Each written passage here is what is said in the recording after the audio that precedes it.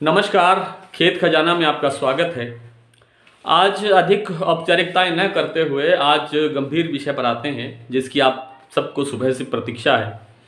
आज केंद्र सरकार के वित्त मंत्रालय ने सेबी के माध्यम से 7 जिन्सों पर 7 कमोडिटीज़ पर उन पर अंकुश लगा दिया, वायदा बाजार से बाहर कर दिया, जिनमें सरसों भी शामिल है, सोयाबीन और सोयाबीन के सभी उत्पाद, सरसों और सरसों के सभी उत्पाद, चना, मूंग और गेहूं और गैर बासमती धान, साथ में सीपीओ। ये 7 कमोडिटीज़ हैं जिनको सेंट्रल गवर्नमेंट ने वायदा बाजार से बाहर कर दिया। उसकी दहशत इतनी ज़बरदस्त बनी कि सोयाबीन का बाज़ार और सरसों का बाज़ार बुरी तरह से आज गिर गया। और इतनी बड़ी गिरावट इस सीज़न में, सरसों का जो सीज़न इस मार्च से या अप्रैल से चला है, तब से लेकर के अब तक इतनी बड़ी गिरावट एकदम एक दिन के अंदर इतनी बड़ी गिरावट मैंने नहीं देखी है। शायद आपने कभी देखी हो तो मुझे तो याद नहीं है। लेकिन सरसों में इतनी बड़ी गिरावट के पीछे दूसरा कारण क्या है? पहला कारण तो है कि सेबी ने इनको एनसीडीएक्स से यानी वायदा बाजार से बाहर कर दिया। आपको याद होगा कि सरसों तो पहले से ही बाहर है और काफ़ी समय से बाहर है, और साथ साथ चना भी बाहर है। चना तो बहुत लंबे समय से, ज़्यादा लंबे समय से बाहर है। फिर सोयाबीन का ही एक बाकी प्रेशर रहा, क्योंकि धान का असर सरसों पर नहीं आता, गेहूं का असर नहीं आता, और दूसरे मूंग का असर नहीं आता, चने का असर नहीं आता। फिर सोयाबीन ही एक बाकी बचा है जिसका प्रेशर सरसों पर आता है। और सरसों में इतना बड़ा प्रेशर आ गया सोयाबीन के कारण, सोयाबीन को वायदा से बाजार से निकाला और इतना बड़ा प्रेशर आया कि बाज़ार 500 से अधिक रुपए तो भरतपुर टूट गया। 200 रुपये अभी तक सुना है कि जयपुर कमज़ोर है, और दूसरी मंडियों के अंदर भी 100 से 200 रुपये से 300 रुपये तक की गिरावट किसी किसी मंडी में देखने को मिली है। देखिए, सरसों में जो इस एनसीडीएक्स से बाहर करने के कारण सरसों में गिरावट नहीं आई है। सरसों में गिरावट का पहला कारण है सोयाबीन का प्रेशर, और सोयाबीन के प्रेशर से ज़्यादा है हमारा साइकोलॉजिकल प्रेशर। व्यापार का और किसानों का, जो व्यापारियों का, किसानों का जो एकदम से एक गिरावट का मूड बना कि जी गिरावट आएगी, बड़ी भारी गिरावट आ सकती है सरसों के अंदर।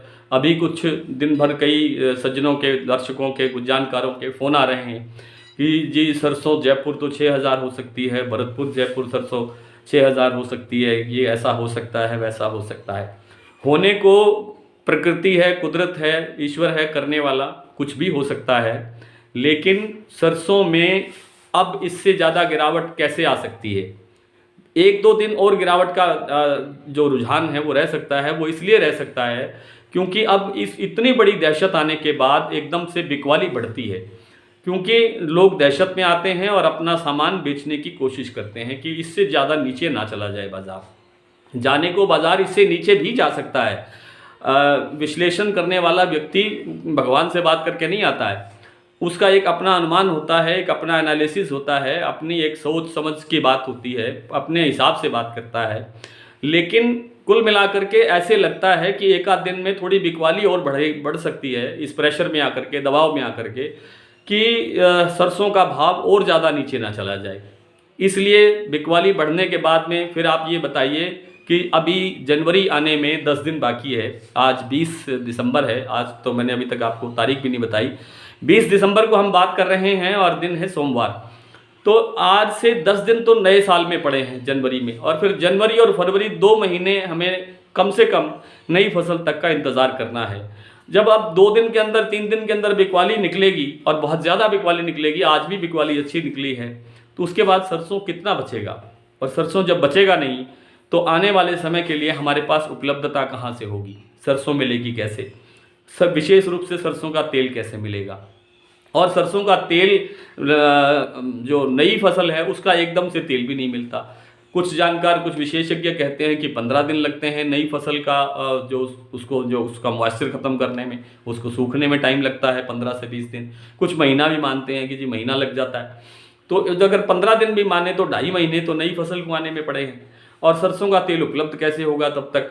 सरसों का तेल कोई ऐसा कोई भंडार नहीं भरा हुआ, हमारे पास हमेशा ही शॉर्टेज रहती है। हम तो 65 से 70% जो खाद्य तेलों का जो है आयात पर निर्भर करते हैं। हालांकि इस बार आयात भी ज़्यादा हुआ है, बढ़ा है, क्योंकि सरकार ने आयात शुल्क हमेशा ही कम करके रखा है प्रेशर के अंदर कि सरकार के सामने चुनावों की चुनौती है, खास तौर पे उत्तर प्रदेश का चुनाव, और उसी चुनौती को समझने के लिए, उसी चुनौती को पार पाने के लिए सरकार ने आज इस तरह का बड़ा कदम उठा करके खाद्य तेलों में महंगाई जो बढ़ रही है उस पर अंकुश लगाने का प्रयास किया है। पहले भी सरकार ने बहुत प्रयास किए हैं, कितने प्रयास किए हैं बहुत विस्तार से बताऊंगा तो बहुत लंबा समय लगेगा। हर वीडियो के अंदर हर बार जब सरकार काम करती है, कोई कदम उठाती है, तो बड़े विस्तार से आपके साथ चर्चा होती है कि सरकार ने आज स्टॉक लिमिट लगा दिया, सरकार ने आज सरसों को NCDX से बाहर कर दिया, सरकार ने आज आयात शुल्क इतना घटा दिया, सरकार ने आज ये कर दिया, सरकार ने आज वो कर दिया। ये सब चीज़ें आपसे चर्चा होती रहती है। कुल मिलाकर के मुझे ऐसा मेरा अपना अनुमान है, आपसे बहुत विनम्रता के साथ निवेदन करके कहना चाहता हूं कि आप मेरे कहने से न तो सरसों रोकें और न ही सरसों को बेचने का काम करें। ये निर्णय आप अपने विवेक से लें। आपका विवेक, बहुत बुद्धिमानी लोग हैं आप सब, सिर्फ एक राय जानने के लिए, एक मशवरा जानने के लिए आप वीडियो देखते हैं, न कि ये फैसला लेने के लिए कि हाँ जी यहाँ से इसने कहा है तो सरसों बेच दो, इसने कहा है तो सरसों रख लो। ये कहानी नहीं है। हम आपको थोड़ा विश्लेषण करके स्थिति से अवगत कराते हैं कि आगे की क्या संभावना लगती है। तो कुल मिलाकर के मेरे कहने का तात्पर्य ये है कि सरसों में अब गिरावट आनी थी, सो आ चुकी, 100-200 रुपये की गिरावट और भी आ सकती है, लेकिन आगे जनवरी आते आते, जनवरी तक पहुँचते पहुँचते या जनवरी के पहले सप्ताह में ये जो 500 रुपये का नुकसान भरतपुर का हुआ है, कम से कम इतनी रिकवरी ज़रूर होनी चाहिए। होनी तो ज़्यादा चाहिए थी। कल मंगलवार से मुझे पूरा उम्मीद थी कि मंगलवार से ही सुधार होगा। पिछले वीडियो में मैंने कहा था कि मंगलवार से वीडियो में सरसों में सुधार देखने को मिल सकता है, लेकिन आज बहुत बड़ी गिरावट हुई है तो इतनी जल्दी रिकवरी की संभावना कम है। हो भी सकता है थोड़ा बहुत रिकवरी शुरू हो जाए, लेकिन अच्छी रिकवरी के लिए हमें 15 दिन कम से कम इंतज़ार करना पड़ेगा। तो बाकी दहशत में आकर के, कोई बहुत जल्दबाजी में आकर के निर्णय न लें, अपने विवेक से आप निर्णय लें। आज कुछ मंडियों के जो भाव रहे हैं वो मैं आपसे साझा कर लेता हूं। आज भरतपुर का भाव रहा है, भरतपुर का भाव आज 2 बार गिरा है।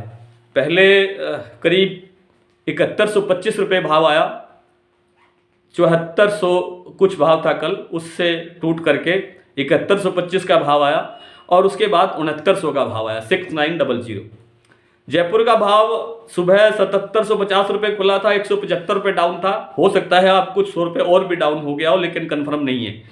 सलोनी ने जो अपने 4 स्टेशन हैं उन पर 200 2 बार करके, यानी आज 400 रुपये की गिरावट दर्ज की है।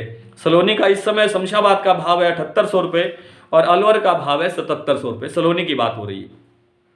खैरथल मंडी का भाव है 7200 रुपये, दिल्ली 7500 रुपये, हिंडौन 7200 रुपये, दादरी 7550 रुपये, नागौर 7100 रुपये, नौहर मंडी 6890 रुपये, सुमेरपुर 7600 रुपये, सिरसा 6950 रुपये, पदमपुर 6875, एलनाबाद 6850, आदमपुर 6840 और गंगानगर राजस्थान की जो मंडी है वहाँ पर आज इसलिए भाव नहीं है क्योंकि वहाँ मंदा ज़्यादा होने के कारण बोली ही नहीं करवाई गई है।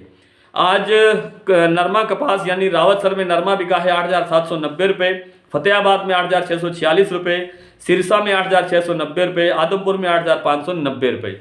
कल फिर आपसे मुलाकात होगी, कल फिर आपसे चर्चा होगी। तब तक के लिए नमस्कार।